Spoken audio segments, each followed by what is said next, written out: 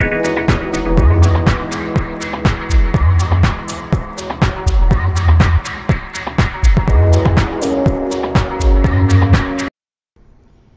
Friends, आज मेरा जो ये वीडियो है ये कंटेम्प्रेरी इंडियन आर्टिस्ट पर है और इस पे मैं आज आपको 50 क्वेश्चंस कराऊंगी। ठीक है, तो ये जो 50 क्वेश्चन है बहुत इंपॉर्टेंट रहेंगे क्योंकि अब सारे ही एग्ज़ाम आ गए हैं, लाइन से सारे एग्ज़ाम हैं। DSSB का एग्ज़ाम है, LT का एग्ज़ाम है, नेक्स्ट मंथ में फिर UP TGT PGT का एग्ज़ाम है। तो अब बहुत सारे एग्ज़ाम लाइन से लगे हुए हैं, इनमें से बहुत से बच्चे कॉमन हैं जो सारे ही एग्ज़ाम में बैठेंगे। तो उन सब के लिए एक अच्छी चीज़ ये है कि हमें अभी ये सारे जो एग्ज़ाम है हमारी तैयारी साथ साथ चलती रहेगी। तो जो कंटेम्प्रेरी इंडियन आर्ट है वो बहुत इम्पोर्टेंट पार्ट होता है, क्योंकि सबसे बड़ी बात तो ये है कि इसमें डे टू डे और जितना हम देखते हैं बुक्स में हम पढ़ते हैं उससे ज़्यादा हमें अलग से क्वेश्चंस ऐसे होते हैं जो कई बार एग्ज़ाम में आते हैं। ठीक है, क्योंकि बुक्स तो जो छपती हैं कुछ पुरानी भी बुक्स हैं, बहुत बच्चे बुक्स से पढ़ते हैं। हर बच्चा नई बुक्स हर दिन, जो अगर नई नई बुक्स भी आ रही हैं तो हर बच्चा हर बुक्स भी तो नहीं खरीद सकता, इसलिए अलग अलग चीज़ें जुड़ती जाती हैं कंटेम्प्रेरी आर्ट पे। और जो भी इंडियन आर्ट से रिलेटेड आर्टिस्ट हैं, पेंटर हैं, स्कल्पचर हैं, ग्राफिक डिज़ाइन में जो काम करते हैं या जो एज अ इंस्टॉलेशन आर्टिस्ट काम करते हैं, तो ऐसे अलग अलग विधाओं में बहुत से कलाकार कार्य करते हैं और उनके जो क्वेश्चंस हैं, उनकी कुछ सीरीज़ है, उनकी कुछ नई पेंटिंग्स है या उन्होंने कुछ नई टेक्निक विकसित करी है, इनसे रिलेटेड क्वेश्चंस बहुत ज़्यादा एग्ज़ाम्स में पूछे जाते रहे हैं। ठीक है, तो मैंने करी है कि मैं बहुत अच्छे क्वेश्चंस भी लेके आई हूँ। मैंने बहुत इनको डिटेल में सर्च करके अच्छे से क्वेश्चन पेपर बनाया है आप लोगों के लिए। और इनमें से कुछ क्वेश्चंस ऐसे भी हैं जो मैंने खुद देखे हैं कि कहीं ना कहीं एग्जाम में किसी दूसरे फॉर्म में भी पूछे गए हैं, तो ये सारी चीज़ें आपके लिए इम्पोर्टेंट हैं। तो अब हम स्टार्ट करते हैं। फर्स्ट नंबर का क्वेश्चन है हमारा, मौर्य पैलेस शेरेटन में एक बड़ा म्यूरल बनाया था। ठीक है, मौर्य पैलेस शेरेटन ये एक होटल है और ये न्यू दिल्ली में है। तो कुछ चीज़ें हम साथ साथ पढ़ते चलेंगे, अगर आप जो बच्चे नोट्स बना रहे हैं तो वो नोट डाउन भी करते हैं, उनके लिए ठीक है। तो ये बता देते हैं, जो ये मौर्य पैलेस है ये ITC मौर्य के नाम से है न्यू दिल्ली में। ये एक होटल है और यहाँ पे पूछा गया है कि बड़ा म्यूरल बनाया था। तो देखिए, इस टाइप के जो क्वेश्चंस होते हैं मोस्टली आपको ज़्यादातर बुक्स में ऐसे क्वेश्चन नहीं मिलते हैं, तो ये सारी चीज़ें आपको पढ़ते रहना पड़ेगा। तो यहाँ पे क्या हुआ, मौर्य पैलेस जो शेरेटन है होटल है उसमें जो म्यूरल बनाया था, तो किसने बनाया था? राइट आंसर है यहाँ पे हमारा कृष्ण खन्ना। ठीक है, कृष्ण खन्ना ने यहाँ पे म्यूरल बनाया था। और ये म्यूरल क्या है? ये एक तरीके से पैनल बेस्ड म्यूरल है। अगर किसी ने इस होटल में जो गया होगा तो उसने देखा भी होगा। तो यहाँ पे पैनल बेस्ड पेंटिंग करी है उन्होंने। उसमें मोस्टली लाल कलर का, ब्लू कलर का, ग्रीन कलर का, इन सारे कलर्स के मतलब प्राइमरी कलर्स का कॉम्बिनेशन करके बहुत अच्छा मतलब म्यूरल बनाया है वहाँ पे। और इसकी एक विशेषता और है कि जैसे कि अजंता में नहीं रॉक कट टाइप से अलग अलग पैनल में पिक्चर बनी है, पेंटिंग म्यूरल बना है, वैसे ही यहाँ पे बनाया है। मैंने पिक्चर भी साथ में लगाई है, मैं जैसे हमेशा दिखाती हूँ आपको। ये देखिए, ये पैनल है, ये उस होटल का जो लॉबी होती है उसमें है और ये अलग अलग जैसे पैनल वाइज यहाँ पे पेंटिंग करी गई है, इसमें म्यूरल बनाया है। ठीक है, पिक्चर अगर एक नज़र देख लेते हैं तो आई थिंक, मतलब मैं अपने एक्सपीरियंस से बता रही हूँ कि चीज़ तुरंत क्लिक होती है। और बाकी सबका अपना अपना पढ़ने का तरीका होता है, बट अगर आप एक बार पिक्चर भी साथ में देख लो तो थोड़ी चीज़ें ज़्यादा क्लियर रहेंगी। ये देखिए, ये लॉबी है मौर्य पैलेस शेरेटन की और इसके चारों तरफ ऐसे ये बना हुआ है और इसमें ये काम किसने किया है? ये हमारा किया है कृष्ण खन्ना ने। ठीक है, तो ये चीज़ें आपको याद रखनी पड़ेंगी, साथ में आप पढ़ते रहते हो तो। नेक्स्ट क्वेश्चन है हमारा, सॉरी,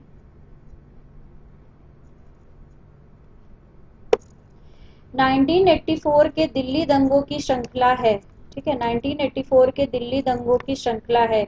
अनुपम सूद, परमजीत सिंह, अर्पणा कौर और अंबा दास। तो यहाँ पे राइट आंसर हो गया हमारा अर्पिता। तो राइट आंसर है यहाँ पे अर्पणा कौर। ठीक है, अर्पणा कौर नई दिल्ली में इनका जन्म हुआ था 1954 में।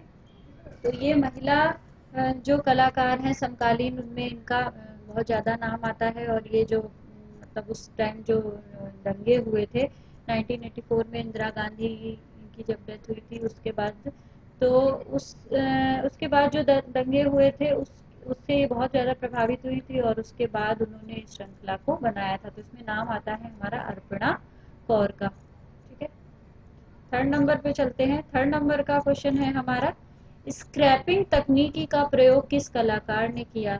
देखिए, मैंने पहले भी बताया है अभी कि जो कंटेम्प्रेरी इंडियन आर्ट है, इसमें आर्टिस्ट अलग अलग टेक्निक का भी यूज करके काम करता है। तो कई बार इसमें से भी क्वेश्चन बन जाते हैं कि जो अब इस टाइम ये कलाकार का नाम दिया और पूछा है कि स्क्रैपिंग तकनीकी का प्रयोग कौन कलाकार करता है। तो स्क्रैपिंग उसको बोलते हैं। मैंने अपना एक वीडियो बनाया था जो पिछला, उसमें मैंने आपको चंडीगढ़ का पेपर सॉल्व कराया था, उसमें मैंने थोड़ा सा स्क्रैपिंग के बारे में बताया था, स्क्रैप के बारे में। तो जो असेंबलेज आर्ट होती है या स्क्रैपिंग उसको कहते हैं, एक तरीके से जो रद्दी चीजें होती हैं या वेस्ट मटेरियल्स होते हैं उसको भी स्क्रैपिंग बोलते हैं। ये पहले तो आंसर इसका देख लेते हैं। इसका राइट आंसर है हमारा रामेश्वर बूटा। ठीक है, सॉरी यहाँ बूटा हो गया है, रामेश्वर बूटा है। तो ये क्या है, रामेश्वर बूटा ने इस टेक्निक का यूज किया, प्रारंभ स्टार्ट किया एक तरीके से न्यूज़पेपर जो होते हैं, और उन्होंने क्या किया, जो पुराने फटे नोट होते हैं या पुराने पोस्ट कार्ड होते हैं उन सब के टुकड़ों का यूज किया, और साथ ही साथ जैसे वो जो जन्म पत्रियां होती हैं उसके टुकड़ों का भी यूज किया, और उसका यूज करके इन्होंने रेजिन जो ग्राफिक में यूज होती है, ग्राफिक टेक्निक में रेजिन, उसका यूज करके उसकी कई परतों को मिला के पेपर के साथ उस पे काम किया। तो ये हो गया हमारा स्क्रैपिंग टेक्निक्स बोलते हैं इसको। तो ये स्क्रैपिंग टेक्निक में काम किसने किया है, रामेश्वर ब्रूटा में। एक सेकंड इनका दिखाते हैं हम। ये देखिए, पेपर का यूज करके और उसके ऊपर रेजिन डस्ट का उस पे मतलब फैला के और पेस्ट कर, मतलब अलग अलग परतों में पेपर को लगा के, रद्दी पेपर को और जो मैंने बताया पोस्ट कार्ड, इन सब चीजों को लगा के देखिए इन्होंने नई टेक्निक से काम किया, तो उसको बोलते हैं स्क्रैपिंग टेक्निक। नेक्स्ट चलते हैं हम। फोर्थ नंबर का क्वेश्चन है हमारा, दिल्ली विश्वविद्यालय में किस कलाकार ने म्यूरल बनाया। ठीक है, दिल्ली विश्वविद्यालय में किस कलाकार ने म्यूरल बनाया। तो इसमें फर्स्ट है केजी सुब्रमण्यम, वीरेन डे, सतीश गुजराल या एमएफ हुसैन। तो यहाँ पे हम राइट आंसर लगा लेते हैं। राइट आंसर है यहाँ पे हमारा वीरेन डे। ठीक है, वीरेन डे के लिए क्या था, इनका जन्म जो हुआ था ये बांग्लादेश में हुआ था। ठीक, फरीदपुर नामक जगह थी, वहां पे हुआ था बांग्लादेश में, अब बांग्लादेश में लगता है 1926 में। और इनके ये दिल्ली आए थे, मतलब 49 में ये दिल्ली आए, और फिर वहां पे जो मतलब दिल्ली तब आए थे जब इन्हें दिल्ली गवर्नमेंट ये विश्वविद्यालय में इनको इसका काम मिला था म्यूरल बनाने का, तब ये यहाँ पर दिल्ली आए और उन्होंने ये म्यूरल बनाया। ठीक, और वीरेन डे के लिए एक चीज और भी इम्पोर्टेंट है, इनको तांत्रिक कलाकार कहा जाता है। ठीक है, और 2011 में इनकी डेथ हो गई। तो दो तीन चीजें इम्पोर्टेंट है वीरेन डे के लिए भी, इसके साथ जो बन सकता है जो है क्वेश्चंस वो बता देते हैं कि जैसे दिल्ली विश्वविद्यालय के लिए अगर म्यूरल के लिए पूछते हैं तो किसका नाम आता है, वीरेन डे के। ठीक है, और दूसरी चीज ये भी है कि ये नवतांत्रिक कलाकार है, मॉडर्न आर्टिस्ट। फिर नेक्स्ट चलते हैं। फिफ्थ नंबर का क्वेश्चन है हमारा, आधुनिक कला माध्यम से राग रागनियों का चित्रण किस कलाकार ने किया है। ठीक है, सारे इंपॉर्टेंट क्वेश्चन हैं, सब कंटेम्प्रेरी इंडियन आर्ट से रिलेटेड हैं। आधुनिक जो कला माध्यम है उसमें से किसने किया है राग रागनियों का चित्रण, ये भी इंपॉर्टेंट क्वेश्चन बन जाता है, क्योंकि इसका जो आंसर है वो है लक्ष्मण पै, और इनकी भी डेथ अभी हुई है 2021 में, इसलिए ये और भी इम्पोर्टेंट है। इनका जन्म कहाँ हुआ था लक्ष्मण पै का, इनका जन्म अगर पूछ लेता तो इनका जन्म हुआ था गोवा में 1926 में। और इनका जो राग रागनियों पे मतलब जो इंडियन मतलब वो मिनिएचर पेंटिंग में जैसे राग रागनियों का चित्रण हुआ है, उसी तरीके से जैसे राग रागनियों का इन्होंने बहुत ज्यादा प्रभाव इनके ऊपर पड़ा, और उन्होंने म्यूजिकल मूड्स नामक एक सीरीज बनाई थी 1965 में। ठीक, और दो तीन चीजें और इम्पोर्टेंट है, जैसे कि इन्होंने कहाँ से शिक्षा ली, तो इनके लिए कहते हैं कि इन्होंने फ्रेस्को और ईचिंग टेक्निक का मतलब शिक्षा ली थी पेरिस से, ठीक। और सितार और बांसुरी भी बजाते थे, मतलब म्यूजिक में इनको बहुत इंटरेस्ट भी था। तो राइट आंसर है यहाँ पे लक्ष्मण पे, और ये इसलिए भी इम्पोर्टेंट है क्योंकि अभी 2021 में ही इनकी डेथ हुई है, ठीक। फिर 6 नंबर का क्वेश्चन है हमारा, बाबा नाम से किस कलाकार को जाना जाता है, ठीक है। बाबा नाम से किस कलाकार को जाना जाता है। तो फर्स्ट नंबर है गोवर्धन लाल जोशी, जो ही इसका राइट आंसर है। फर्स्ट नंबर ही इसका राइट आंसर है, गोवर्धन लाल जोशी, ठीक है। इनको क्या कहा जाता है, इनको भीलों का चितेरा भी कहा जाता है। और ये किस टेक्निक से, मतलब ये जो वहाँ की राजस्थान की नाथ द्वारा शैली है पिछवाई, उससे भी बहुत ज्यादा प्रभावित थे। और इनका जन्म 1914 में हुआ था उदयपुर में, ठीक है। तो राइट आंसर यहाँ लगा लीजिए, बाबा नाम से किसे कहा जाता है, जैसे गोवर्धन लाल जोशी। और अगर कहते हैं भीलों का चितेरा, तो भीलों का चितेरा भी कहते हैं गोवर्धन लाल जोशी को, ठीक है। फिर है 7th नंबर का क्वेश्चन, डाक तार विभाग के लिए टिकट के डिजाइन का काम किसने किया है, ठीक है। अंबादास, अवनीशेन, परमजीत सिंह या ए रामचंद्रन। अब इसमें से राइट आंसर पहले लगा लीजिए, इसमें राइट आंसर है हमारा ए रामचंद्रन। ए रामचंद्रन से भी बहुत क्वेश्चंस आते हैं, क्योंकि ये एक चित्रकार हैं, मूर्तिकार हैं, साथ ही साथ ग्राफिक डिजाइनर भी हैं। और इनके लिए इन्होंने क्या किया, इन्होंने मतलब जो बच्चों की जो बुक्स होती हैं, बच्चों की बुक्स होती हैं, उसके लिए भी इलस्ट्रेशंस का काम किया है। और इनमें से जो कुछ बुक्स हैं, ये भी इम्पोर्टेंट चीज है, आप लिख सकते हैं। ये सारी चीजें मैंने बहुत सर्च करके आपके लिए अलग से क्वेश्चंस भी इसमें जोड़ रखा है, बना दिया है, कि जो इन्होंने इलस्ट्रेशंस का काम किया है बच्चों की बुक्स के लिए, तो वो उन बुक्स का डिस्प्ले कहाँ पे है, उनका डिस्प्ले है museum of children's book at Miyazaki, Miyazaki Japan में है, ठीक है। ये आप लिख सकते हो, अलग से क्वेश्चन बन जाता है। तो इन्होंने इलस्ट्रेशंस का काम भी किया है। और कहाँ के थे ये, केरल के हैं। 1935 में इनका जन्म हुआ था, ठीक। इनको पद्म भूषण मिला है, बहुत सी चीजें ऐसी हैं आर्टिस्ट के बारे में, पद्म भूषण या पद्मश्री या पद्म विभूषण, ये तो आपको मोस्ट इम्पॉर्टेंट चीज है, ये किसी भी आर्टिस्ट का पूछ सकता है। तो ये 2-3 चीजें हर आर्टिस्ट के बारे में आपको पढ़नी ही पढ़नी है, किस आर्टिस्ट को पद्मश्री मिला है, पद्म भूषण मिला है या पद्म विभूषण मिला है। तो इन तीनों चीजों को आप जरूर से पढ़ लीजिएगा कि किस ईयर में मिला है। और स्पेशली अगर कोई आर्टिस्ट अभी जिसकी हाल ही में डेथ हुई है, तो उससे रिलेटेड करके तो क्वेश्चन पूछता ही पूछता है, ठीक है। तो मलयालम लिटरेचर्स में मास्टर्स किया था, और उसके बाद इन्होंने मतलब इनका पेंटिंग की तरफ रुझान था, तब इन्होंने कला शिक्षा ली थी, कहाँ से, कला भवन से, ठीक। और किसके संरक्षण में ली थी, राम किंकर बैज और विनोद बिहारी मुखर्जी। तो इनसे कई क्वेश्चन बन गए रामचंद्रन से।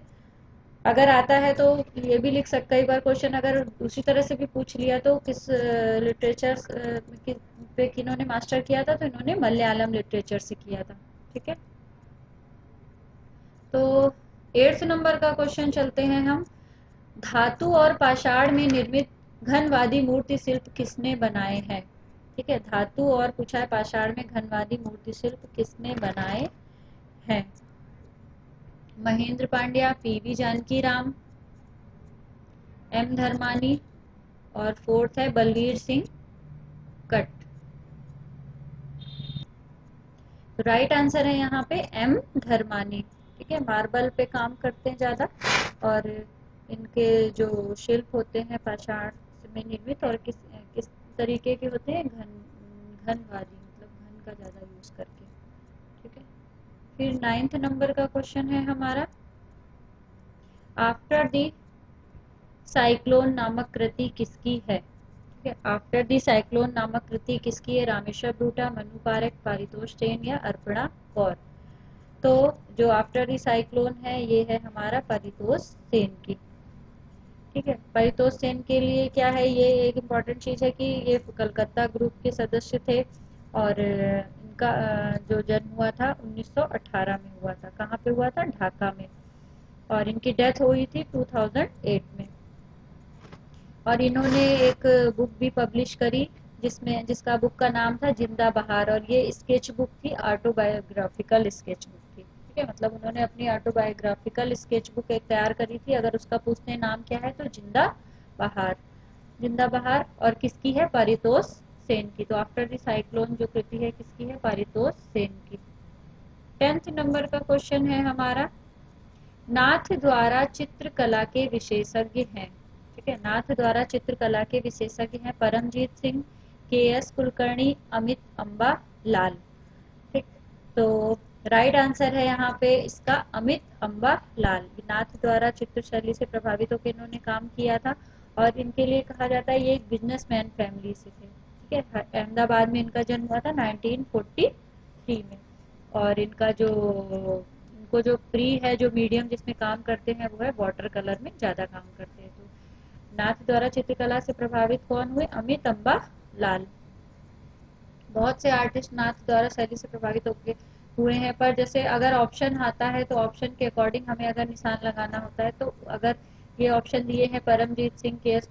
कुलकर्णी, अमित अम्बालाल, तो अगर अब इसमें आपको पहले देखना होगा कि कौन किस शैली से प्रभावित हुआ या किस पे किसका प्रभाव पड़ा। बहुत से आर्टिस्ट यूरोपियन आर्टिस्ट से प्रभावित थे, बहुत से बंगाल शैली के स्कूल से प्रभावित थे। तो अलग अलग कलाकार अलग अलग शैली से प्रभावित होकर उसने काम किया है।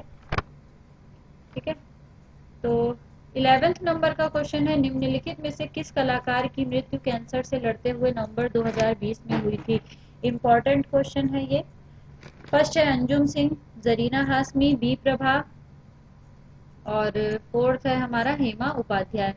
ठीक, तो इसीलिए अब इसमें एक चीज है कि जो इसमें पहले राइट आंसर लगा लीजिए। राइट आंसर है यहाँ पे इसका अंजुम सिंह।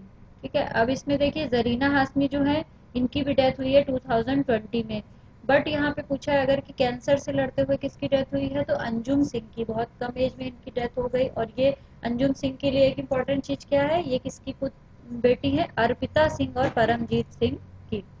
ठीक है, ये अर्पिता सिंह और परमजीत सिंह की बेटी है। 1967 में इनकी जन्म हुआ था। ठीक, अगर जन्म के लिए भी पूछता है। और ये इंस्टॉलेशन के लिए बहुत फेमस रही।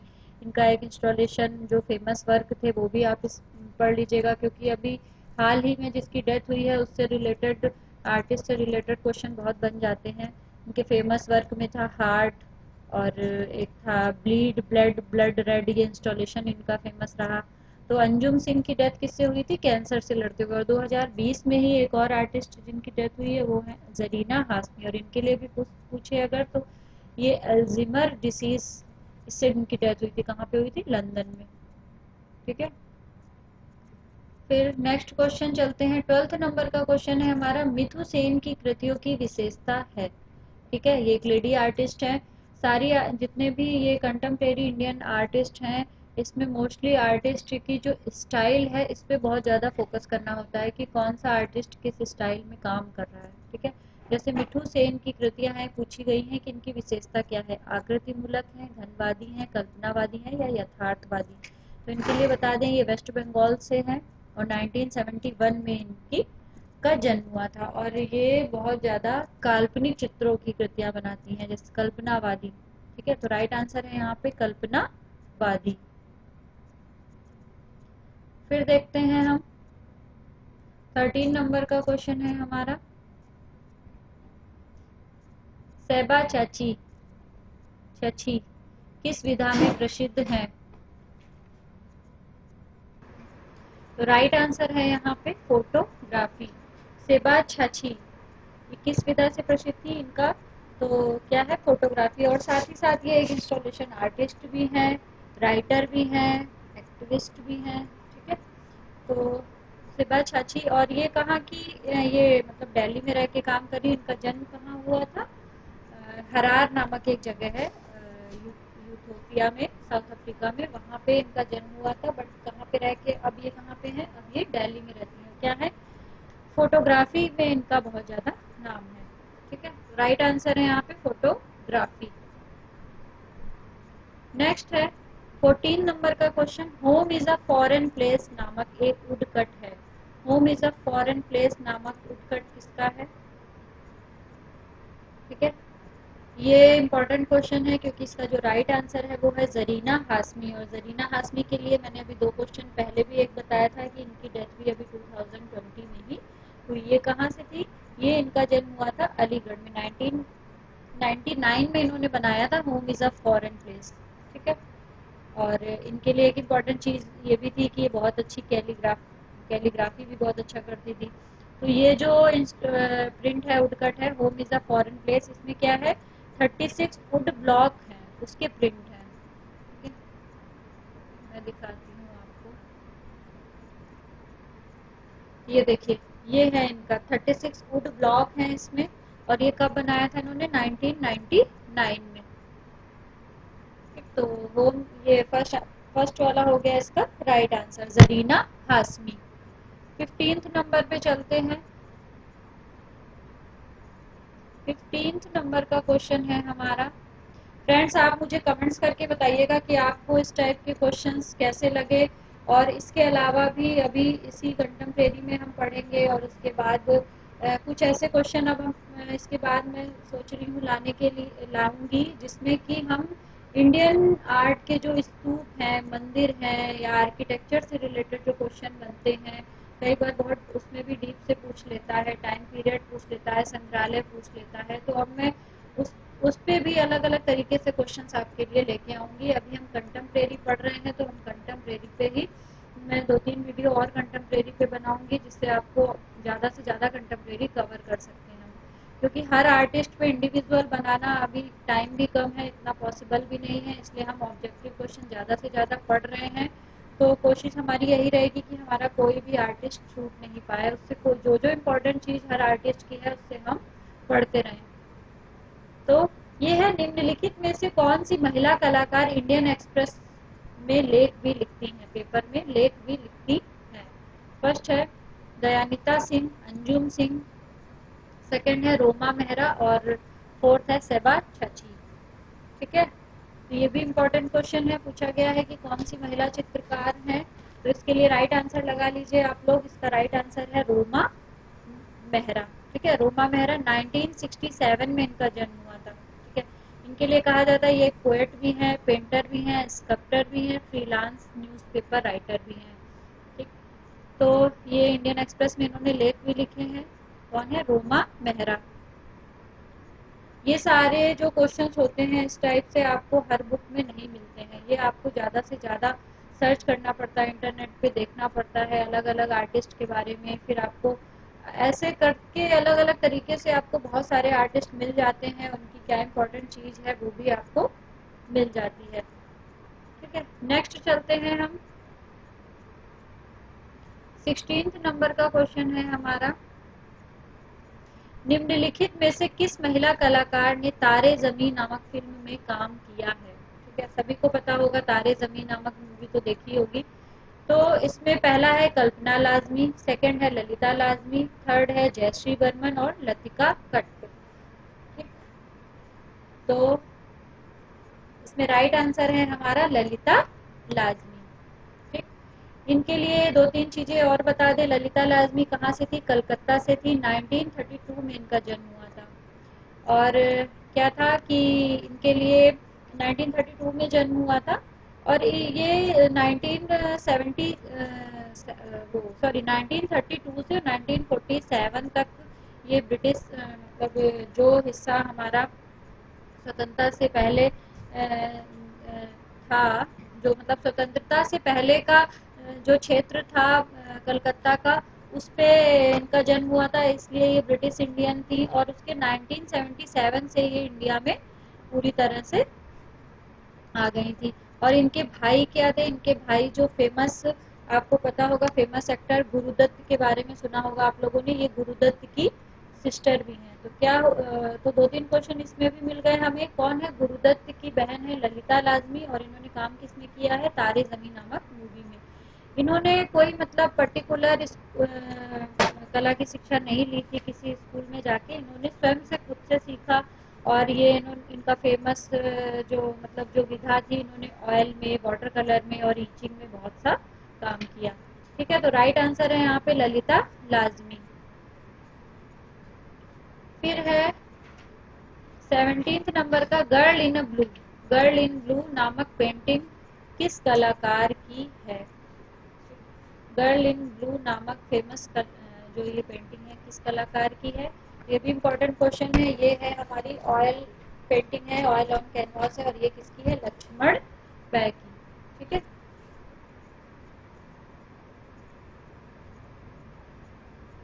ये देखिए इनकी ये पेंटिंग।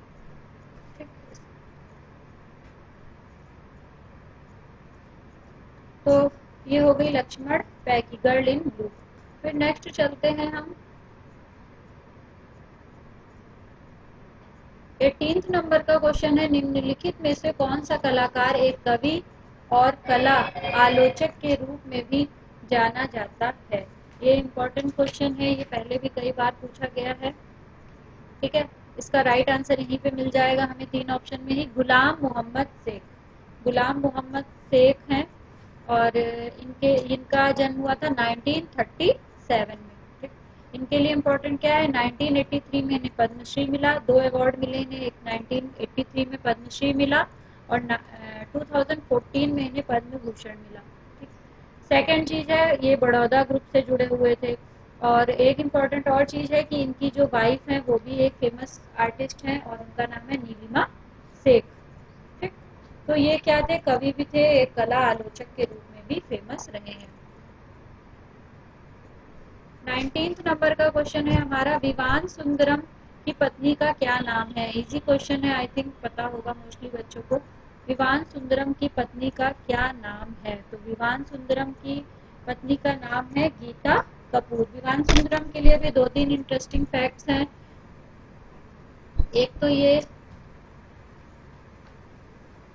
पहला तो ये है कि विवान सुंदरम जो थे उनका जन्म 1943 में हुआ था। ठीक है, इनके पिता जो थे वो कल्याण सुंदरम थे, जो भारत के लॉ कमीशन ऑफ इंडिया के चेयरमैन रहे हैं 1968 से 1971 तक। क्वेश्चन का क्या है, क्वेश्चन कहीं पे भी किसी भी रूप में आता है, अगर ऐसे भी आ सकता है कि अगर लॉ कमीशन ऑफ इंडिया के चेयरमैन रहे हैं, किस आर्टिस्ट के पिता थे वो, तो किसके थे? विवान सुंदरम के। और सेकंड चीज क्या है, अमृता शेरगिल जो फेमस आर्टिस्ट थी हमारी इंडिया की, अमृता शेरगिल इनकी विवान सुंदरम की क्या थी? मौसी थी। मीन्स उनकी मतलब जो माँ थी उनकी बहन थी, उनकी मौसी थी अमृता शेरगिल। और विवान सुंदरम की वाइफ कौन है? गीता कपूर। गीता कपूर क्या है? ये एक मतलब ये वो है, लेखिका है, बहुत मतलब बुक्स लिखती हैं, और इनकी एक फेमस बुक है व्हेन वाज मॉडर्निज्म। ठीक है, 2000 में पब्लिश हुई थी। और कंटेम्प्रेरी इंडियन आर्ट पे और एक फेमस बुक और है, कंटेम्प्रेरी इंडियन आर्टिस्ट। तो इनकी कई बुक्स हैं गीता कपूर की, और वाइफ किसकी है? विवान सुंदरम की। ये क्वेश्चन पूछा गया है कई बार अलग अलग एग्जाम में, गीता कपूर कौन है, या गीता कपूर विवान सुंदरम, या ऐसे भी पूछा गया विवान सुंदरम की पत्नी का क्या नाम है। ये भी इम्पोर्टेंट क्वेश्चन है आपके लिए। नेक्स्ट 20 नंबर का क्वेश्चन है हमारा, गायत्री सिन्हा प्रसिद्ध है। गायत्री सिन्हा किस रूप में प्रसिद्ध है? चित्रकार के रूप में, मूर्तिकार के रूप में, ग्राफिक आर्टिस्ट और कला आलोचक। ठीक है, तो इनके लिए क्या है, ये है हमारी कला आलोचक। इन्होंने भी बहुत सारी बुक्स लिखी हैं, कैलकाटा से हैं। इंडियन एक्सप्रेस में टेलीग्राफ जो है टेलीग्राफ पेपर और द हिंदू, इंडियन एक्सप्रेस, इन सब में ये काम कर चुकी हैं। ठीक है, इनके आर्टिकल छपते रहते हैं। इनकी फेमस बुक अर्पिता सिंह पर है, क्रिस्टल सिटीज भी इनकी फेमस बुक है। तो गायत्री सिन्हा का किस क्षेत्र में योगदान है? कला आलोचक और as a art writer, art books लिखती हैं। ठीक है, फिर 21 नंबर का क्वेश्चन है हमारा, मुंबई स्थित जमात आर्ट गैलरी में किस कलाकार ने फूलों पर आधारित अपने साथ 60 चित्रों की प्रदर्शनी लगाई थी? समीर मंडल, ए रामचंद्रन, गुलाम मोहम्मद शेख या अर्पिता सिंह? ठीक है, इम्पोर्टेंट क्वेश्चन है, आई थिंक बहुत से बच्चों को पता भी होगा।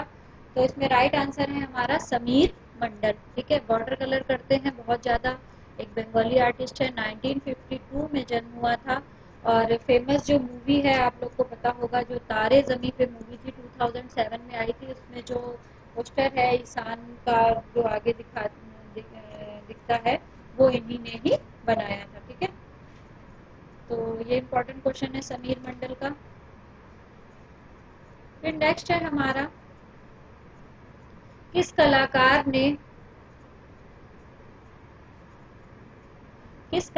ने डेविड हॉकनी और भूपेन खक्कर के साथ खुद को जेम्स बॉन्ड के रूप में चित्रित किया है? थोड़ी बहुत अगर प्रिंटिंग मिस्टेक हो गई हो तो उसको इग्नोर करिएगा। जेम्स बॉन्ड के रूप में स्वयं को चित्रित किया है। फर्स्ट है समीर मंडल, विकास भट्टाचार्य, अकबर पदमसी, और फोर्थ है अतुल डोडिया। ठीक है, पूछा है कि कौन सा ऐसा कलाकार है जिसने भूपेन खक्कर और एक तरफ डेविड हॉकनी के साथ खुद को बीच में जेम्स बॉन्ड के रूप में। ये भी इम्पोर्टेंट क्वेश्चन है और राइट आंसर है यहाँ पे इसका अतुल डोडिया। और ये पिक्चर भी देख लेंगे एक बार तो ज्यादा क्लियर होगा, समझ में आपको आएगा। ये देखिए, एक सेकंड में इसको बड़ा कर देती हूँ। राइट आंसर है यहाँ पे अतुल डोडिया। ठीक है, एक सेकंड इनकी पिक्चर भी देख लेते हैं तो आपको ज्यादा याद रहेगा। और ये एक सेल्फ पोर्ट्रेट था, इसमें इन्होंने गॉगल्स, ज्यादा बड़ी नहीं पिक्चर हो पाई है, तो इसमें सन ग्लासेस लगा रखे हैं और एक साइड इन्होंने भूपेन खक्कर को एक डेविड हॉकनी का मतलब पिक्चर पेंट किया है। और ये एक सेल्फ पोर्ट्रेट है, इसका नाम क्या है? द बॉम्बे बकेनियर। ठीक है, 1994 में बनाया था, ऑयल एक्रेलिक और वुड ऑन कैनवास। ठीक, तो ये इम्पोर्टेंट है। नेक्स्ट है 23 नंबर का क्वेश्चन, आशंका का कलाकार किसे कहा जाता है? आशंका का कलाकार किसे कहा जाता है? गणेश पाइन, मंजीत बाबा, विकास भट्टाचार्य या परेश मैती? राइट आंसर है यहाँ पे विकास भट्टाचार्य। ठीक है, विकास भट्टाचार्य के लिए कहा जाता है कि इनकी डॉल सीरीज बहुत ज्यादा फेमस है, जिससे गुड़िया डॉल सीरीज। और इन्होंने सबसे ज्यादा काम किस पे किया है? सरलिज्म में, अति यथार्थवाद पे, और रियलिज्म दोनों में ही इन्होंने काम किया है। 1988 में इन्हें पद्मश्री मिला था। ठीक है, बंगाल में इनका जन्म हुआ था 1940 में। नेक्स्ट है 24 नंबर का क्वेश्चन हमारा, परेश मैती को किस वर्ष पद्मश्री सम्मान मिला? ठीक है, परेश मैती को किस वर्ष पद्मश्री सम्मान मिला है? देखिए, सम्मान वाले क्वेश्चन तो आपको जरूर ही याद कर लेने पड़ेंगे, कौन से आर्टिस्ट को किस ईयर में कौन सा सम्मान मिला है। ठीक है, तो 2016, 2014, 2019 या 2020? तो राइट आंसर है यहाँ पे 2014। ठीक है, 2014 में इनको मिला था। और परेश मैती के लिए भी इम्पोर्टेंट चीज है कि जयश्री बर्मन इनकी वाइफ है, वो भी एक फेमस आर्टिस्ट है। और 2010 में इन्होंने क्या किया था, मतलब रविन्द्रनाथ टैगोर की जो पोएम्स होती हैं, जो कविताएं होती हैं, उनकी 15 कविताओं के ऊपर वाटर कलर की सोलो एग्जीबिशन भी करी थी, इसलिए भी ये फेमस है, क्योंकि इन्होंने रविन्द्रनाथ टैगोर की पोएट पे काम भी, मतलब जो इनकी पोएट्री होती थी उस पे वाटर कलर से चित्रण भी किया है। ठीक है, फिर है 25 नंबर का क्वेश्चन, निम्न में से कौन सा कलाकार पेशे से एक रेडियोलॉजिस्ट भी है? ठीक है, जोगेन चौधरी, सुधीर पटवर्धन,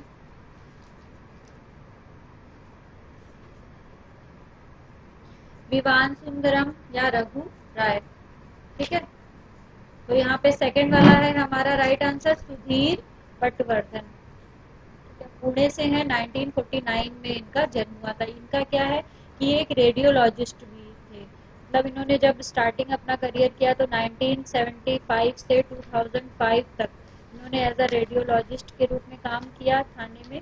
फिर उसके बाद पूरी 2005 के बाद ये पूरी तरह चित्रकारी पे आ गए और फिर चित्रण करने लगे। सिटी स्केप इनका फेमस है और ये मोस्टली इनके जो सब्जेक्ट होते हैं वो मिडिल क्लास या पुअर जो फैमिलीज होती हैं उनके ऊपर होता है। इन्होंने कोई वैसे पर्टिकुलर शिक्षा ली थी, जो शुरुआत में इन्होंने शिक्षा ली वो तो इन्होंने आर्म्ड फोर्स मेडिकल कॉलेज से पढ़ाई करी, उसके बाद इन्होंने चित्रकारी की थी। ठीक है, तो क्या है, ये पेशे से पहले क्या थे, एक रेडियोलॉजिस्ट। कौन थे? सुधीर पटवर्धन।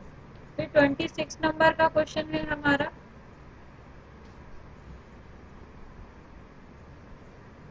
धान के खेत, पुरुषों के कंधों पर ताड़ी का घड़ा, घर के काम, मंदिर की रस्में किस कलाकार के चित्रों के मुख्य विषय रहे थे? ठीक है, केजी सुब्रमण्यम, मंजीत बावा, विनोद बिहारी मुखर्जी, थोटा वेंकुटम। ठीक है, इनको थोटा वेंकुटम या वेंकुटम दोनों में से कोई भी नाम, दोनों सही है। ठीक है, तो यहाँ पे राइट आंसर है हमारा थोटा वेंकुटम। तेलंगाना से थे, 1942 में इनका जन्म हुआ था। और ये क्या करते हैं, मोस्टली प्राइमरी कलर का यूज करते हैं। राइट आंसर है यहाँ पे हमारा डी वाला, थोटा वेंकुटम।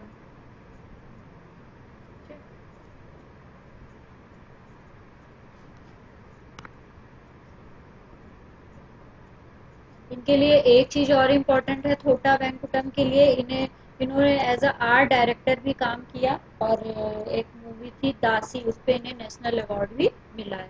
ठीक है, तो एज अ आर्ट डायरेक्टर में भी इन्होंने काम किया, थोटा वेंकुटम। तो ये आर्टिस्ट की जो कुछ और इम्पोर्टेंट चीज होती है, इससे क्वेश्चन जरूर बनते हैं। 27 नंबर का क्वेश्चन है हमारा, बांग्लादेश युद्ध से संबंधित फोटोग्राफी के लिए मात्र 29 वर्ष की अल्प आयु में ही इस कलाकार को पद्मश्री से सम्मानित किया गया। ठीक है, डब्बू रत्नानी, अतुल कसबेकर, दयानिता सिंह या रघु राय। इम्पोर्टेंट क्वेश्चन है, और इसमें जो चारों ऑप्शन है, चारों ही फोटोग्राफी के क्षेत्र से हैं। तो इसमें राइट आंसर है हमारा रघु राय। ठीक है, रघु राय है। मतलब ये फेमस पर्सनालिटी है, मोस्टली लोगों को फोटोग्राफी का अगर नाम आता है तो रघु राय का नाम सबसे पहले लिया जाता है। इनके लिए ये है कि इनका जो जन्म हुआ था वो पंजाब क्षेत्र के झांग नामक जगह में हुआ था, जो पहले पाकिस्तान, मतलब जो अब पाकिस्तान में है। और 1972 में जब इन्होंने ये बनाया, इसके जो इस पे ये चित्र वो करा था, पिंड, ये बांग्लादेश के युद्ध से संबंधित जब फोटोग्राफी करी थी, तब इनको 1972 में पद्मश्री से सम्मानित किया गया था। ठीक है, बांग्लादेश के उस पे इन्होंने वार उस पे बनाया था। एक पिक्चर दिखाते हैं आपको, ये देखिए। ठीक है, रघु राय द्वारा ही खींची गई है फोटोग्राफी की।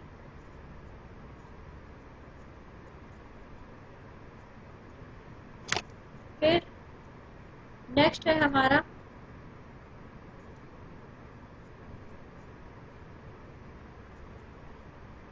किस कलाकार ने जापान पर हुए परमाणु बम की 50वीं वर्षगांठ पर 1994 एक बड़े साइज का म्यूरल बनाया था।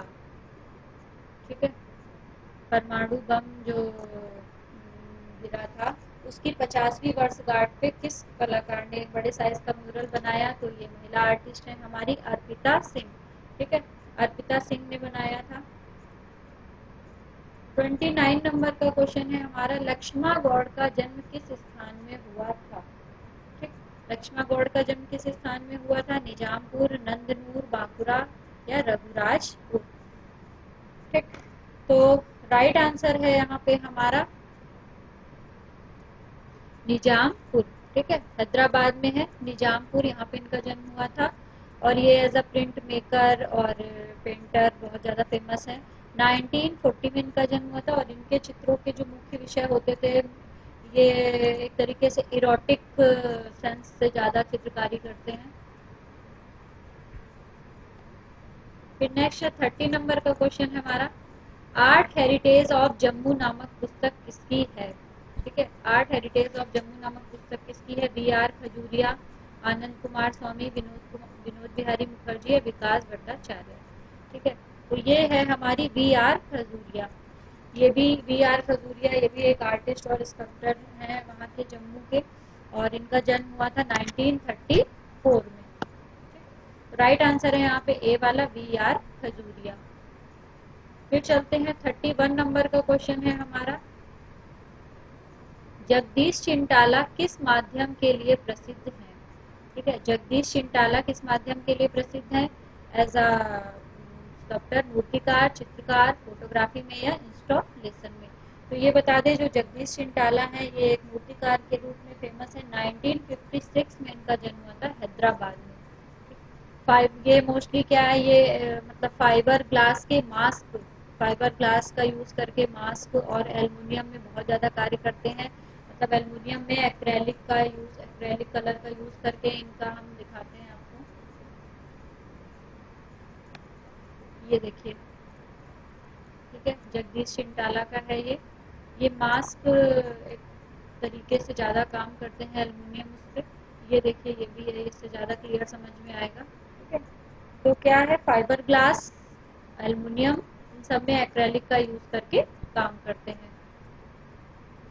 तो जगदीश चिंटाला है हमारे हैदराबाद के मूर्तिकार।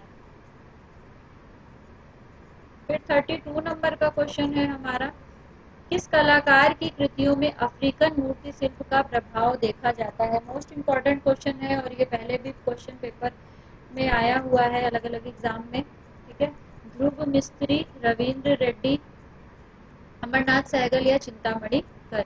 तो राइट आंसर है यहाँ पे हमारा रविंदर रेड्डी। ठीक है, रविंदर रेड्डी ये कहाँ के थे, ये आंध्र प्रदेश के, 1956 में इनका जन्म हुआ था। और इनके लिए फेमस क्या कहा जाता है कि ये मतलब वुमेन्स हेड बहुत ज़्यादा बनाते हैं। और इनका जो फेमस है देवी। ठीक है, और ये क्या करते हैं, जो इनका मतलब स्टाइल है उसमें क्या है, बहुत बड़ी बड़ी आँखें और बड़े बड़े लिप्स, जिसमें कि गोल्डन कलर का यूज़ करके स्किन में और लिप्स में एकदम डार्क रेड कलर करके इन सब का बहुत ज़्यादा यूज़ करते हैं। और इनका जो फेमस है अभी दिखाते हैं एक बार, जो भी काम होता है, ये देखिए ये फेमस है इनका देवी का। ठीक है, देवी इनका ये फाइबर ग्लास का बहुत ज़्यादा यूज़ करके काम करते हैं रविंदर रेड्डी। और इनके ये जो टाइटल है ये है देवी का। और इसके लिए ये 15 फीट लंबी है लगभग। ठीक है, और ये अफ्रीकन जो मूर्ति शिल्प है उससे प्रभावित होकर काम किया है इन्होंने बहुत ज़्यादा। रविंदर रेड्डी के लिए कहा मतलब अफ्रीकन म्यूरल से तो प्रभावित है, साथ साथ जो मौर्य काल में और कुषाण काल में जो यक्षी की मूर्तियाँ मतलब वो बने होते थे पैनल में, उससे भी इन्होंने बहुत ज़्यादा मतलब प्रभावित थे। तो इनके शिल्प क्या है, फाइबर ग्लास से रिलेटेड है और अफ्रीकन मूर्ति शिल्प का बहुत ज़्यादा प्रभाव है रविंदर रेड्डी पे। इसलिए एक बार हम मतलब पिक्चर या स्कल्पचर जो भी है हम इसलिए देख लेते हैं कि मे भी जो चीज़ हम सामने देखते हैं वो तुरंत हमारे क्लिक हो जाती है। और मतलब जब हम पढ़ते हैं, अगर कोई चीज़ कई बार हम पढ़ रहे हैं वो हमें ऐसे नहीं याद रहती है, तो अगर हम पिक्चर देखते हैं तो मे भी शायद हमें बहुत जल्दी क्लिक हो जाता है कि हाँ ये वो वाली पिक्चर थी, या रविंद्र रेड्डी ने फाइबर ग्लास में काम किया, वो तुरंत याद आ जाता है। तो नेक्स्ट है हमारा, तो आप लोग अगर खुद से भी स्टडी कर रहे हैं तो मेरा सजेशन है कि आप लोग पिक्चर साथ में देख के देखते रहिए। इंटरनेट पे तो ज़्यादातर चीज़ें अवेलेबल ही हैं, आपको उतनी प्रॉब्लम नहीं होती है। निम्नलिखित में से कौन सा कलाकार लिथोग्राफी के लिए प्रसिद्ध है। के जी सुब्रमण्यम, लक्ष्मण गौड़, सॉरी यहाँ नाम में मिस्टेक हो गया है, लक्ष्मा गौड़ है।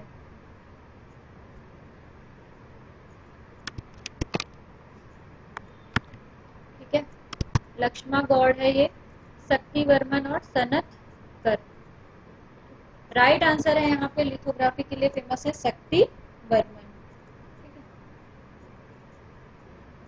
राइट आंसर लगा लीजिए शक्ति वर्मन। ठीक है, शक्ति वर्मन है यहाँ पे राइट आंसर, लिथोग्राफी में काम के लिए फेमस है। इनका जन्म हुआ था 1935 में, कहाँ के हैं, कोलकाता के, और इस प्रेजेंट में कहाँ, फ्रांस में रहते हैं। इनके काम के लिए है कि बहुत ज़्यादा मिथ और फैंटेसी से मतलब का ज़्यादा मैथोलॉजी से रिलेटेड ज़्यादा काम करते हैं। और कभी कभी मतलब जैसे अति यथार्थवादी शैली होती है उसमें मिथोलॉजिकल जो सब्जेक्ट होते हैं उसका यूज़ करके मतलब चित्र बनाते हैं। और इनके लिए कहा जाता है कि बहुत ही ब्राइट कलर यूज़ करते हैं, रिच कलर यूज़ करते हैं। ठीक है, तो राइट आंसर है यहाँ पे हमारा शक्ति बर्मन। एक सेकेंड, 34 नंबर का क्वेश्चन है हमारा, गणेश हलोई किस रूप में प्रसिद्ध हैं। चित्रकार, मूर्तिकार, चित्रकार, ग्राफिक कलाकार,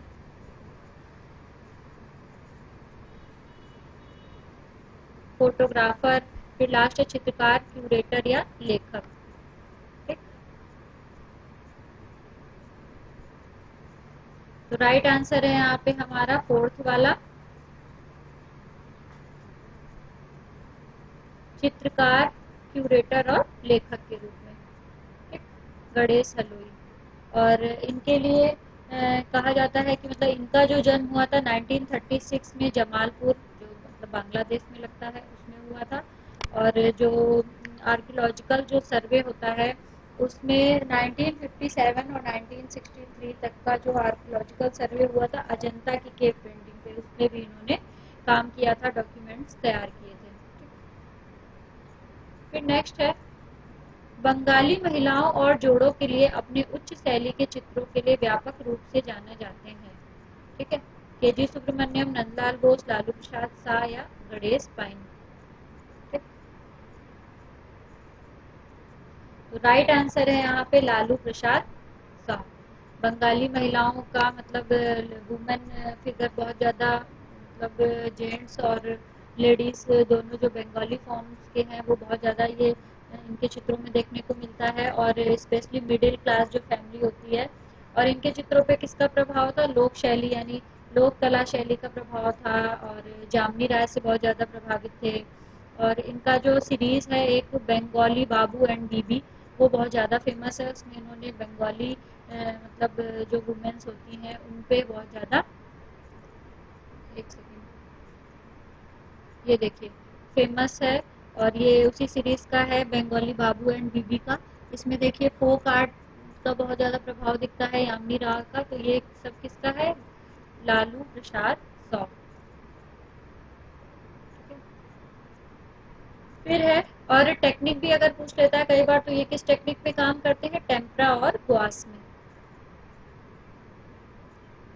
फिर 36 नंबर का क्वेश्चन है हमारा, प्रभाकर कोल्टे के चित्रों में किस विदेशी चित्रकार का प्रभाव था? प्रभाकर कोल्टे, ठीक है, प्रभाकर कोल्टे 1946 में इनका जन्म हुआ था। और देखिए चार आर्टिस्ट दिया, पाब्लो पिकासो का, गुस्ताव क्लिम्ट, पॉल क्ली या वॉन गोग। ठीक है, राइट आंसर है यहाँ पे पॉल क्ली। ज्यादातर ज्योमेट्रिकल और ऑर्गेनिक फॉर्म का यूज करके बनाते हैं एब्स्ट्रैक्ट फॉर्म में। फिर नेक्स्ट है हमारा, करुवट्टू मन्ना वासुदेवन नंबूथरी किस विधा के लिए प्रसिद्ध है? इन्हें नंबूथरी बोला जाता है, पर मैंने पूरा नाम यहाँ पे लिख दिया है करुवट्टू मन्ना वासुदेवन, क्योंकि कई बार किसी आर्टिस्ट का फुल नेम भी पूछ लेता है। कि एक बार इस किसी पेपर में, मुझे पेपर का नाम नहीं याद है, एक आर्टिस्ट का नाम पूछा था, टी वेंकुटम किसे कहते हैं? तो छोटा वेंकुटम, और ऐसे करके चार ऑप्शन अलग अलग दिए थे। तो अगर ऐसे आर्टिस्ट हैं, साउथ इंडियन आर्टिस्ट हैं, या उनके नाम जिनके थोड़े टफ होते हैं, पूरे नाम नहीं शॉर्ट में लिखे जाते हैं, तो उनके नाम भी कई बार फुल फॉर्म उनके नाम के पूछ लेता है।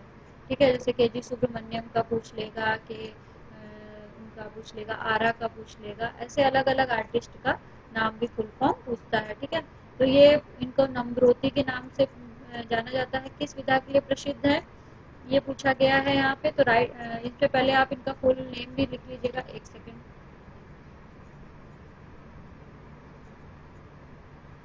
तो ये है हमारे फेमस किसके लिए? कॉपर रिलीफ के लिए। ठीक है, ये एज अ पेंटर और स्कल्पटर भी फेमस है, और इन्होंने बहुत मतलब मलयालम राइटर के लिए, मतलब वहाँ पे इलस्ट्रेशन का काम भी किया है एज अ, ठीक है,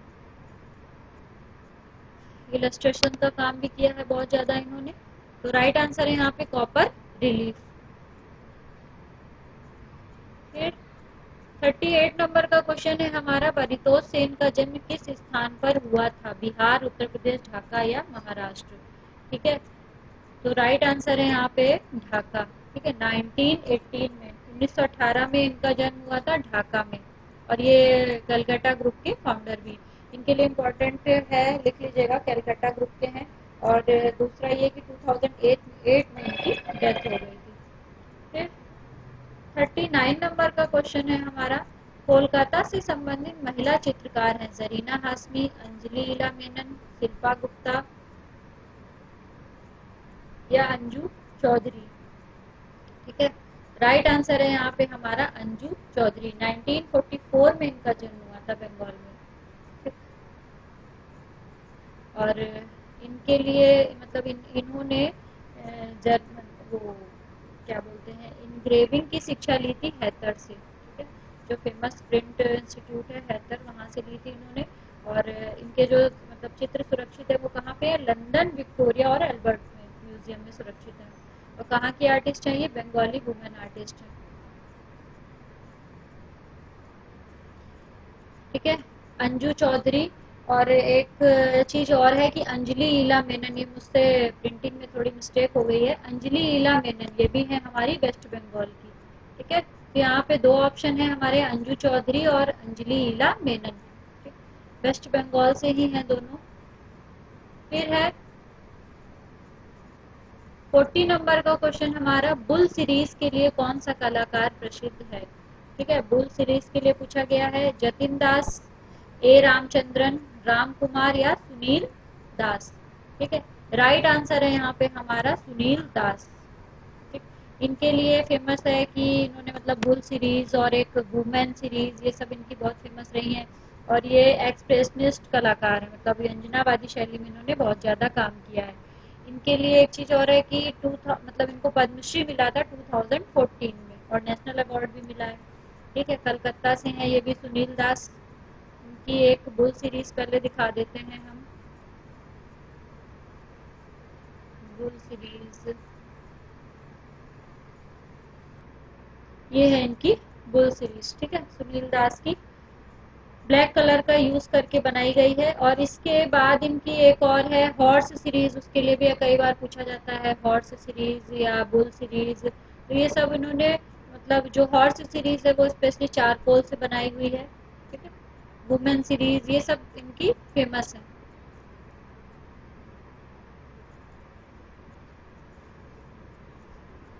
ठीक है, तो राइट आंसर है यहाँ पे सुनील दास।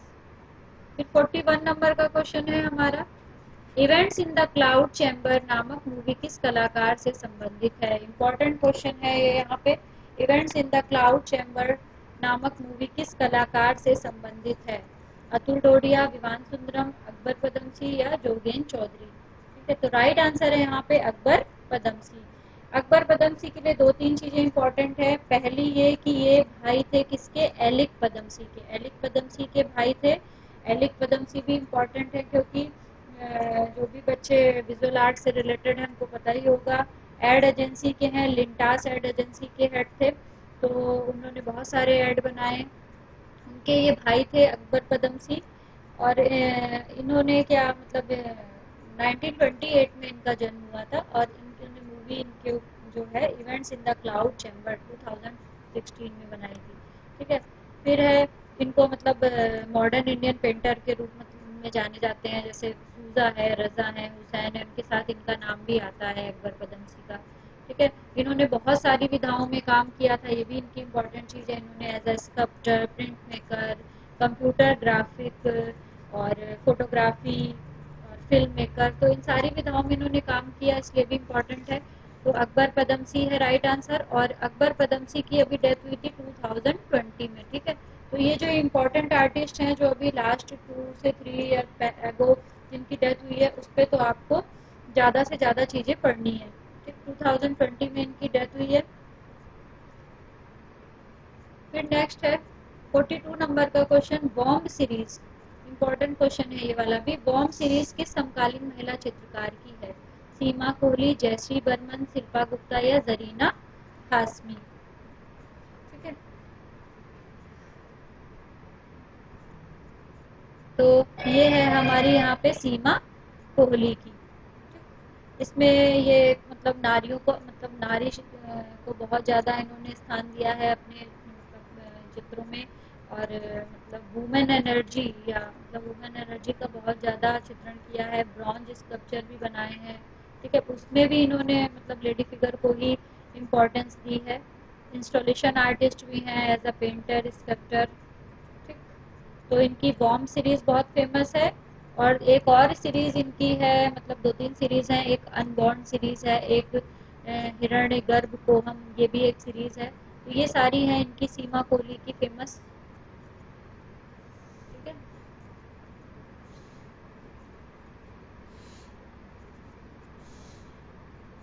ये देखिए ये स्कल्पचर है इनका। ठीक है, सीमा कोहली का ही ब्रॉन्ज स्कल्पचर, इसमें भी इन्होंने लेडी फिगर को ही इम्पोर्टेंस दी है। ये देखिए बॉम्ब सीरीज का ही हिस्सा है सेरिग्राफी। नेक्स्ट है 43 नंबर का क्वेश्चन हमारा, जयश्री बर्मन इस कलाकार की पत्नी है। मैंने अभी ऊपर भी क्वेश्चन जो पढ़ाया उसमें बताया था, जयश्री बर्मन किस कलाकार की पत्नी है। अतुल डोडिया, शक्ति बर्मन, परेश मैती या प्रभाकर कोल्टे। ठीक है, तो जो जयश्री बर्मन है ये परेश मैती की वाइफ है।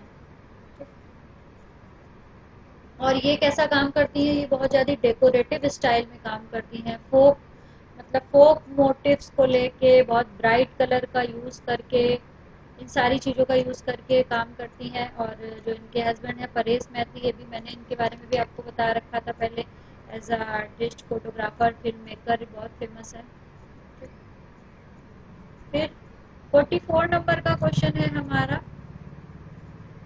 यसाला बाल्ला, ठीक है, नामक कलाकार जिनकी मृत्यु 2020 में हुई, इस किस विधा से संबंधित है? ग्राफिक, मूर्तिकला, फोटोग्राफी या बाटिक पेंटिंग? इंपॉर्टेंट क्वेश्चन है ये, क्योंकि इनकी भी डेथ अभी 2020 में हुई थी। तो ये है हमारे बाटिक पेंटिंग से रिलेटेड। तो ये है बाटिक पेंटिंग से रिलेटेड, और इनका जन्म हुआ था 1939 में इब्राहिमपुर नामक जगह में, और तेलंगाना से है। फिर इनका निक नेम है, मतलब इनको मतलब इनका बाटिक इतना ज़्यादा इन्होंने इस पे काम किया था कि इनको बाटिक बलया, बलया जो इनका आगे का कास्ट है ये भी बोला जाता है। बाटिक बलया किसे कहा जाता है? तो यसाला बलया को बाटिक बलया कहा जाता है, ठीक है। और इन्होंने मतलब जो बाटिक में भी काम किया है, तो तेलंगाना की जो लेडी फिगर है, ह्यूमन फिगर, उन सबको बहुत ज़्यादा चित्रण किया है, ठीक, बाटिक में। और बाटिक के लिए आपको पता ही होगा कि बाटिक जैसे कपड़े पे की जाती है, ठीक है। फिर है, वह पहले भारतीय कलाकार हैं जिन्होंने जर्मन कंपनी के लिए BMW बनाई और पेंट की? सुदर्शन सेठी, सुदीप रॉय, अक्षर पाठक या एलिक पदमसी? ठीक है, ये भी इम्पोर्टेंट क्वेश्चन है। ये है हमारा राइट आंसर है इसमें हमारा सुदीप रॉय, ये भी कलकत्ता से है। 1960 में इनका जन्म हुआ था बंगाल में। और इनकी जो फेमस है, एब्स्ट्रैक्ट में ज़्यादा काम करते हैं, इनकी फेमस है टाइम सीरीज और मंकी, लंगूर, ये भी सीरीज इनकी फेमस है। तो किसने बनाया था? इन्होंने तनिष्क के साथ भी काम किया है, जो तनिष्क ब्रांड है और टाटा का। और इसके बाद ये जो BMW के भी बनाई थी, तो जर्मन कंपनी जो है BMW, उसके लिए भी इन्होंने बनाई थी डिज़ाइन गाड़ी की, ठीक है। फिर है, the last harvest paintings of Rabindranath Tagore नामक किताब किसने लिखी है? आनंद कुमार स्वामी, अवनींद्र नाथ टैगोर, आर शिवा कुमार या गीता कपूर? ठीक है, तो राइट आंसर है यहाँ पे आर शिवा कुमार। आर शिवा कुमार क्या है? एक एज आर्ट हिस्टोरियन है, क्रिटिक है और क्यूरेटर है, ठीक। और ये जो बुक है ये कहाँ पे है? Museum of Asian art, Berlin में। और एक अगर पूछता है कहाँ के हैं आर शिवा कुमार, तो ये हैं केरल के। 1956 में इनका जन्म हुआ था। इनको मतलब इन्हें रमन शिव कुमार भी कहते हैं। आर शिव कुमार पूरा नाम है रमन शिव कुमार, ठीक। फिर है 47 नंबर का क्वेश्चन, इंपॉर्टेंट क्वेश्चन है, मुसवी और माया की दुनिया किस मूर्तिकार की रचना शिल्प है? रविंद्र रेड्डी, प्रदोष दास गुप्ता, सुबोध गुप्ता या के.एस. राधा कृष्णन? के.एस. राधा कृष्णन का बहुत मतलब ये इम्पोर्टेंट है। राइट आंसर है यहाँ पे के.एस. राधा कृष्णन। मुसुई और माया, उन्होंने एज अ मुसुई एज अ मैन और Maya as a woman character मतलब बनाया है। बहुत ज़्यादा ब्रॉन्ज स्कल्पचर बनाते हैं। शांति निकेतन से इन्होंने पढ़ाई करी, किसके अंडर में करी? कि राम किंकर बैज और सरबरी राय चौधरी के लिए। मोस्ट इम्पॉर्टेंट है, के.एस. राधा कृष्णन से बहुत क्वेश्चन आते हैं। तो इनका मतलब जो स्टाइल है थोड़ा सा अलग है। ये जो इनके स्कल्पचर होते हैं वो पतले से और लंबे फिगर्स होते हैं। ब्रॉन्ज में बहुत ज़्यादा काम किया है और प्लास्टर पेरिस में भी थोड़ा बहुत काम है। और ये है कहाँ के? केरल से हैं। मैं इनकी एक दिखा देती हूँ स्कल्पचर आपको, तो ज़्यादा समझ में आता है आई थिंक। ये देखिए, इस टाइप से ये काम करते हैं। इनके जितने भी स्कल्पचर मिलेंगे आपको पतले से और लंबे से होते हैं, ठीक। तो मुसुई और माया इनकी यही सीरीज है। इस पे इन्होंने अलग अलग तरीके से फॉर्म पे काम किया है। वीडियो बहुत लेंदी हो जाता है, इसलिए मैं ज़्यादा डिटेल आपको दे नहीं पाती हूँ। जितनी ज़्यादा से ज़्यादा मैं चाहती हूँ कि मैं बहुत ज़्यादा आपको बताऊँ, पर वीडियो बहुत लंबा हो जाता है मेरा, ठीक है। तो इम्पोर्टेंट चीज़ें आप नोट डाउन कर सकते हैं। मैं टाइम निकाल के इन सब पे भी एक एक पे अब डिटेल वीडियो सोच रही हूँ कि मैं बनाऊंगी, जिसपे आपको ज़्यादा से ज़्यादा जो फेमस स्कल्प्टर हैं और जो ग्राफिक आर्टिस्ट हैं, जिन पे अब क्वेश्चन बहुत ज़्यादा बनने लगे हैं, जो बुक्स पे अब मतलब उतनी ज़्यादा बुक्स में उनकी डिटेल नहीं है, थोड़ा सा बहुत ज़्यादा उनको पढ़ना पड़ता है, उसके बाद हमें कहीं आंसर मिलते हैं। तो ये सारी चीज़ों पे भी अब मैं नेक्स्ट वीडियो में, थोड़ा सा टाइम की कमी है इस टाइम, ठीक है। फिर नेक्स्ट है, एस नंद गोपाल का प्रसिद्ध मूर्ति शिल्प है। इसलिए मैं आपको बार बार कहती हूँ, जो बच्चे नोट्स बनाते हैं, तो जो मैं मुंह से बोलती हूँ आपको बताती जाती हूँ, तो आप उसको नोट डाउन कर लिया करिए। कुछ चीज़ें मुझे एग्जैक्ट याद आ जाती है, तुरंत मैं बोल देती हूँ, मुझे नहीं याद होता है कि मैंने क्या बोला। तो कई बार मुझे याद आ जाता है क्वेश्चन देख के भी, तो मैं बता देती हूँ, और वो मेरा मतलब एक आपको दूसरा क्वेश्चन भी मिल जाता है उसके साथ। तो आप छोटी छोटी चीज़ें भी लिखते चलिएगा, क्योंकि बहुत ज़्यादा पढ़ना, बहुत ज़्यादा किताबों से एक एक चीज़ क्लियर करना भी इतना आसान नहीं होता है।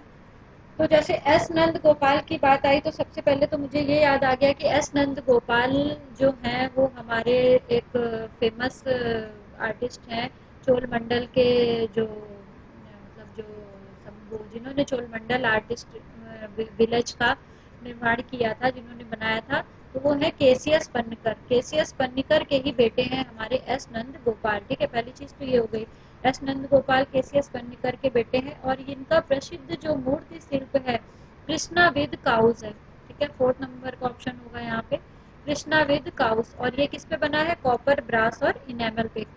कॉपर पे बहुत ज्यादा काम इन्होंने किया है, कॉपर, ब्रास और इनेमल, ठीक है, मेटल पे। तो ये इनकी फेमस चीज है, बेंगलोर के हैं। 1946 में इनका जन्म हुआ था और 2017 में इनकी डेथ हुई थी। और ये चोल मंडल आर्टिस्ट विलेज के लास्ट मेंबर थे। नंद गोपाल के लिए ये चीजें बता दी मैंने आपको। नेक्स्ट है हमारा 49 नंबर का क्वेश्चन, नई दिल्ली में स्थित बेल्जियम एम्बेसी का डिजाइन किस आर्किटेक्चर कलाकार का है? इंपॉर्टेंट क्वेश्चन है ये। बालाकृष्णा, विठल दास डोसी, सतीश गुजराल, विलियम इमर्सन या बृंदा सोमिया, ठीक है। ये जितने भी नेम है ये एज आर्किटेक्चर है यहाँ। और फादर ऑफ मतलब इनका जो बाला कृष्णा विठल दास का बहुत ज्यादा नाम लिया जाता है आर्किटेक्चर में। अब यहाँ पे पूछा है जो बेल्जियम एम्बेसी का डिजाइन किसने बनाया था, तो आई थिंक बहुत से लोगों को पता भी होगा ये आंसर। इसमें राइट आंसर है हमारा सतीश गुजराल, ठीक। सतीश गुजराल ने बनाया था। सतीश गुजराल के लिए भी आपको पता होगा, जो हमारे पहले रह चुके हैं इंद्र कुमार गुजराल, प्राइम मिनिस्टर, प्रधानमंत्री, उनके ये भाई थे सतीश गुजराल, ठीक है। सतीश गुजराल ने बहुत ज़्यादा आर्किटेक्चर में भी काम किया है इन्होंने। यूनेस्को बिल्डिंग जो न्यू दिल्ली है उसमें भी इन्होंने काम किया है। फिर गोवा यूनिवर्सिटी का भी इन्होंने डिज़ाइन किया है। तो इन्होंने बहुत सारे आर्किटेक्चर में भी काम किया है, आर्किटेक्ट डिज़ाइन किया है। फिर उसके बाद ये as a painter, sculptor, muralist, writer, ठीक। तो इनको ने अनेक विधाओं में काम किया और इनकी डेथ हुई थी 2020 में, ठीक। ये भी इम्पोर्टेंट है, सतीश गुजराल। लास्ट है हमारा 50 नंबर का question, the banyan tree sculpture किस कलाकार की मूर्ति शिल्प है? इम्पोर्टेंट क्वेश्चन है ये भी। नागजी पटेल, अमरनाथ सहगल, रविंदर रेड्डी या पीलू कोचकन वाला, ठीक है। तो राइट आंसर है यहाँ पे नागजी पटेल। नागजी पटेल कहाँ के थे? गुजरात के, ठीक।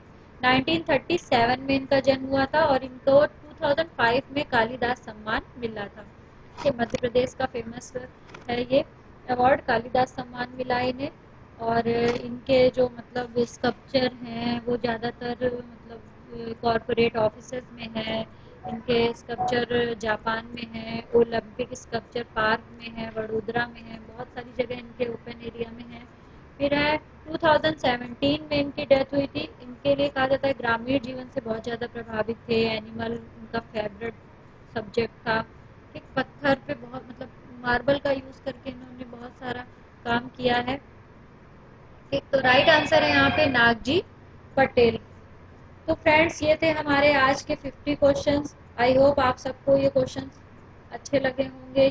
ये क्वेश्चन सारे ही एग्जाम के लिए इम्पोर्टेंट है, ऐसा नहीं है कि किसी पर्टिकुलर एग्जाम के लिए क्वेश्चंस हैं, क्योंकि जितने भी अभी कंटेम्प्रेरी से रिलेटेड क्वेश्चन होते हैं वो सारे एग्जाम में आने वाले हैं। आप डीएसएसबी की तैयारी कर रहे हैं, उसका एग्ज़ाम अब बहुत ही पास आ गया है। फिर नेक्स्ट मंथ में जो एलटी का एग्ज़ाम है और यूपीटीसी की पीजीटी का है, तो वो सारे बच्चों के लिए कंटेम्प्रेरी इंडियन आर्ट से रिलेटेड जो क्वेश्चन ज़्यादा से ज़्यादा बन रहे हैं, मैं उस पर कोशिश कर रही हूँ ज़्यादा से ज़्यादा और वीडियोस लाऊं। और दूसरी एक चीज़ और, टीजीटी पीजीटी वाले स्टूडेंट्स के लिए स्पेशली बताएंगे जो यूपी टीजीटी पीजीटी की तैयारी कर रहे हैं, कि बहुत से बच्चों का क्वेश्चन होता है ना कि टीजीटी में वेस्टर्न आर्ट आता है कि नहीं, टीजीटी में ग्राफिक आता है कि नहीं, टीजीटी में अप्लाइड आता है कि नहीं। तो इन सारे क्वेश्चंस का जो जवाब है वो मेरे आपको नेक्स्ट वीडियो में मिलेगा, क्योंकि मैं नेक्स्ट वीडियो आपको दिखाऊंगी अब 2014 में जो एग्ज़ाम हुआ था टीजीटी पीजीटी का, ठीक है। क्योंकि टीजीटी का जो पेपर हुआ था उसमें वेस्टर्न आर्ट के क्वेश्चन भी आए थे, उसमें एक दो क्वेश्चन अप्लाइड आर्ट से भी आए थे, उसमें हिंदी लिटरेचर से रिलेटेड भी, या मतलब लिटरेचर नहीं कहेंगे, उसमें ऐसा क्वेश्चन भी आया था जो हम मतलब जो थोड़ा बहुत क्या बोलें कि वो मतलब हमारे साहित्य से रिलेटेड होके एक दो क्वेश्चन भी बन के आए थे। तो कोई ऐसा पर्टिकुलर इनका दायरा नहीं है टीजीटी में कि वो एग्जैक्ट केवल इंडियन आर्ट ही पूछेंगे।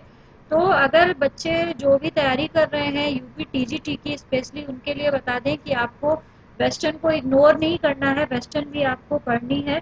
नेक्स्ट वीडियो में जब मैं आपको उसका पेपर दिखाऊंगी तो आपको चीज़ें और क्लियर होंगी कि उसमें कैसे कैसे क्वेश्चन आए हुए थे, ठीक है। तो सारी चीज़ें पढ़नी है, उसमें मुझे पता है सिलेबस में उनके ये दिया हुआ है कि केवल इंडियन आर्ट आएगा, पर ऐसा नहीं है, क्वेश्चन हर तरीके से आया हुआ है। जब नेक्स्ट वीडियो में मैं आपको उसका पेपर दिखाऊंगी तो आपको और क्लियर होगा। आप मुझे कमेंट्स करके बताइएगा आपको मेरा ये वीडियो कैसा लगा। मिलते हैं अब अपने नेक्स्ट वीडियो में, तब